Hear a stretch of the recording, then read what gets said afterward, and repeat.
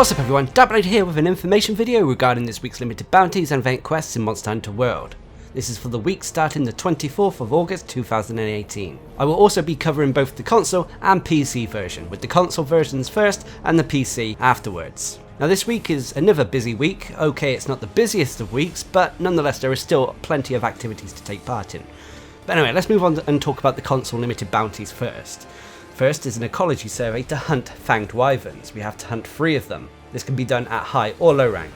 Fanged wyverns include Dogoron, Great Gyros, Tobigadachi, Dodogama, and Great Jagras. Anyway, for taking down 3 of them, you'll get research points and some armor spheres. Next is another ecology survey to hunt Devil Joe. You have to hunt 4 of these monsters. And for taking 4 of them down, you'll get research points, some advanced armor spheres, and a silver Wyverian print. Next is another ecology survey to hunt tempered monsters. We have to hunt 5 tempered monsters, but this can be any sort of tempered monsters. So if you want an easier time, take the threat level 1 tempered monsters on. Anyway, for taking 5 of them down, you'll get research points, some hard armor spheres, and a silver Wyverian print. And then finally is the general limited bounty to complete all of this week's other limited bounties. And for doing so, you get your research points, gold Wyverian print, and golden egg. Pretty straightforward limited bounties this week, not too difficult to be honest. But as for the event quests, what have we got? Well, the first is a visitor from Eorzea Extreme. This is a 9-star high rank quest that requires hunters to be hunter rank 50 or higher. This has players taking on what looks like a tempered behemoth in the Elder's Recess. This pretty much works the same as the standard behemoth quest, but there are a few differences. Firstly, it is a lot tougher. Behemoth hits a lot harder, he'll cast his abilities quicker, he'll also summon the Ecliptic Meteor in phase 1, and flash pods will only work on him a limited number of times, so you can't flash pod spam him constantly. It works pretty much like standard tempered monsters where only 3 or 4 flash pods will work on them before they become ineffective. This means that you potentially have to consider whether you want to use your flash pods to deal with the tornadoes or to reset aggro. Personally, I would advise saving them in order to reset aggro because the tornadoes are handled by players being aware and just simply moving to the edges of the map where the tornadoes should be relatively ineffective. But it's down to you how you take it on. Regardless, this is going to be a tough one, and a group of players and friends who communicate is probably strongly advised. But anyway, for completing it, you will be rewarded with the Draken Layered Armor, as well as a unique guild card title. The Draken Layered Armor alone is probably worth doing this for, if you're able to get a group who can complete it. Anyway, next is Kirin the Myth, a 5-star low rank quest that requires hunters to be hunter rank 8 or higher. This has players taking on 2 Kirin in the Coral Highlands. A pretty straightforward quest, the only low rank we got this week on consoles, and it's not a bad way of farming some Kirin materials if you want to craft a low rank Kirin armor. Next is Triple Threat Throwdown, which is a 6-star high rank quest that requires hunters to be hunter rank 13 or higher. This has players taking on a Great Jagras, Great Gyros, and Dodogama in the Special Arena. The unique aspect thing about this quest is you come away with quite a few low rank decorations. So if you want decorations to throw into the Elder Melder pot, maybe consider taking this one on. Next is This Is How Revolts Start, a 7-star high rank quest that requires hunters to be hunter rank 13 or higher. This has players taking on a Diablos and Black Diablos in the Wildspire Waste. There is nothing too special about this quest, although it is an easy way to farm Diablos materials. Next is Relish the Moment, which is a 9-star high rank quest that requires hunters to be hunter rank 50 or higher.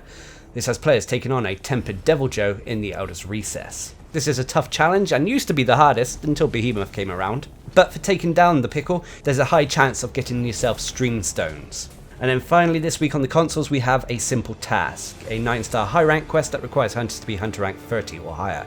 This has players delivering 10 gourmet shroom caps in the Ancient Forest. The unique thing about this quest is there are no large monsters on this map whatsoever. However, it is scattered and littered with threat level 2 and 1 tempered monster tracks. So it's a nice quest to farm if you're looking to fill up your investigations with tempered monster quests. Now before we move on to talk about the PC, there are 2 interesting arena quests up in the Gathering Hub by talking to the Arena Lass. These include When Law Meets War, which is a arena challenge quest against Basiljuice, as well as another one, The Hunter of the Blue Empress, which is a arena challenge quest against Lunostra.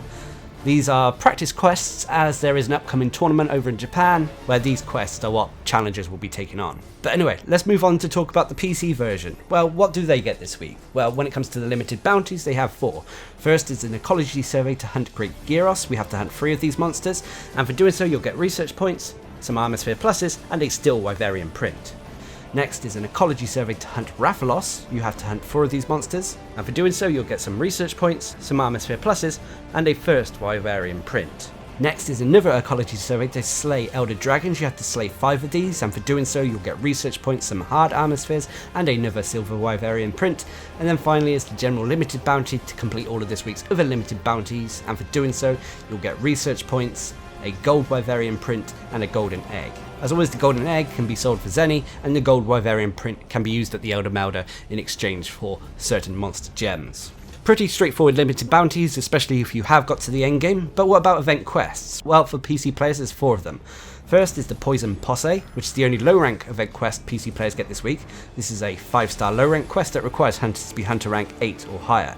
This has players taking on all the monsters associated with the poison element, so that's Puke, Rathian and Rathalos. This all takes place in the Ancient Forest. Nothing too special about this one, although it's a nice way to farm materials from these monsters. Next is Triple Threat Throwdown, which is exactly the same as what the console versions have, so it's a 6-star high rank quest that requires hunters to be hunter rank 13 or higher.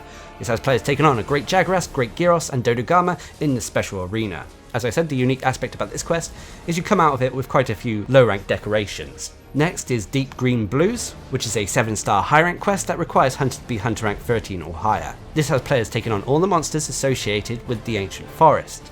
So that's Great Jagras, Tobi-Kadachi, Puke, Anjanath and Rathalos. The interesting aspect about this quest is there's a high chance of getting a small or large gold crown for all of these monsters, so it's well worth doing if you're a completionist and want those achievements. And then finally, the last event quest for PC folk out there is Snow and Cherry Blossoms. This is a 9-star high rank quest that requires hunters to be hunter rank 30 or higher. This has players taking on a Tempered Legiana and Tempered Pink Rathian in the Coral Highlands. The main interesting aspect about this is you get bonus hunter rank upon completion, so it's a nice boost if you're trying to level up your hunter rank quick. It's also nice that PC players have an event quest that is aimed at endgame. This quest can also be used as an opportunity to fill up your investigations if you spend a bit of time collecting tracks and breaking monster body parts. So there we have it. Overall, we've got quite a few activities to take part in this week. I am a little bit worried that the Extreme Behemoth may be a bit difficult for some out there, but we'll have to wait until people acclimatise to its difficulty and see if it's doable from there. Of course, I'll try to run as many people through it as possible on my live stream, so don't forget to come over to our Twitch channel every now and again to see if we have open lobbies. Normally we stream Monster Hunter on Mondays, but next week is a little bit different, so watch this space. But anyway, what's your thoughts on this week's activities? Leave a comment down below. And until next time, I've been Darcblade, bringing you an information video regarding this week's limited bounties and event quests in Monster Hunter World. Hope you enjoyed the video, thanks for watching, subscribe and like for more.